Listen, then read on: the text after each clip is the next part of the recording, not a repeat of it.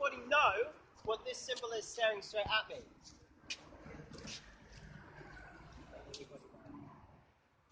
Yeah, that's the right answer. So it's the symbol of Coco Chanel. So of course, this brings in another question. What is the symbol of Coco Chanel doing on the lamppost in Westminster? Well, it's because the Duke and Coco Chanel had a bit of a love affair. You see, they were seen romancing, dancing, turning up to parties, chatting to each other quite frequently. And in fact, the Duke was on record falling head over heels in love with her. So much so that he asked her to marry him. To which she said, no, because there will be many Duchesses of Westminster, but only one Coco Chanel. That's what she told him. Now the Duke, I imagine, was very upset, very heartbroken. But as a testament to his love, he plastered her symbol next to his on all the lampposts throughout Westminster. But enough of this soppy stuff. Something slightly different over here.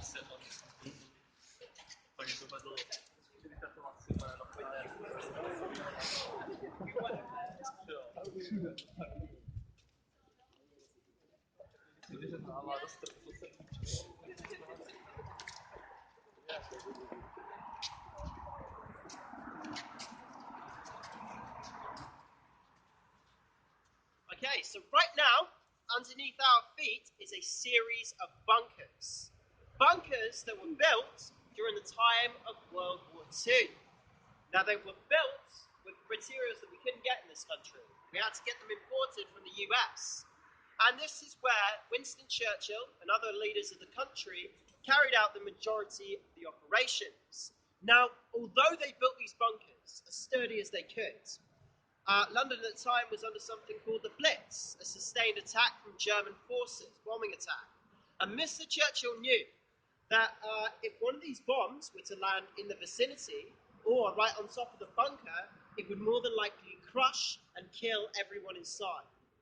So this says something about Mr. Churchill. It says that he's a very strong leader and that he was not willing to abandon the capital, to abandon London to his fate, and he would stay here as long as it takes. Very commendable thing to do. But as we look back through history, we can find another side to Mr. Churchill's character. And that's that he's well known for, after a long day of work, for enjoying himself a little drink there. It was quite a normal thing. And then sometimes at the start of that day of work, he'd also enjoy himself a little drink. And then halfway through that day of work, just to keep him going, a little top up there. And to be honest, he didn't really like to spend much time sober. And this would make him quite rude, obviously quite drunk and argumentative. And there's quite a few famous arguments that he's been involved in.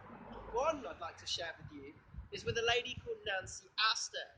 Now, Nancy Astor, she was a big mover and shaker in the women's rights movements. In fact, she was the first lady to ever work in Parliament. So, these two were going back and forth, shouting at each other, and Nancy Astor got to the point where she couldn't take it any longer. So she stood up and she shouted, "Mr. Prime Minister, if you were my husband, I would poison your drink. Poison your drink." And he turned around and said, "Yes, and if you were my wife, I would drink it." So there's one example. Another time is when he interrupted a speaker talking at the Central Methodist Hall. Now, the lady on stage speaking, she was called Betty Braddock.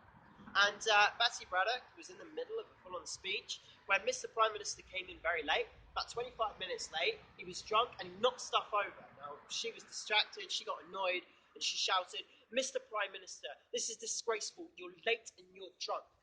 And he said, "Yes, Betty, and you're ugly, but tomorrow I'll be sober."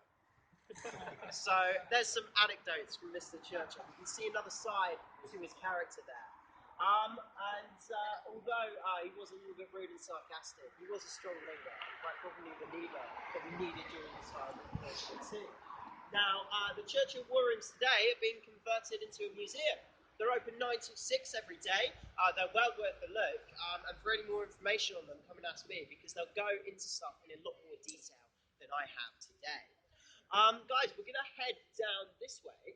And as we do, I want you to keep your eye out on the right-hand side and see if you can spot any guards with machine guns.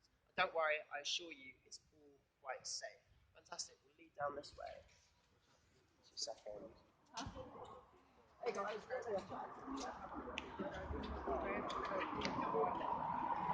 you alright? That's absolutely fine. So my name's Rob. This is all down, that's the back. And just let you know that we have a lunch deal at the end of the tour as well. £10 for the drink, so drink.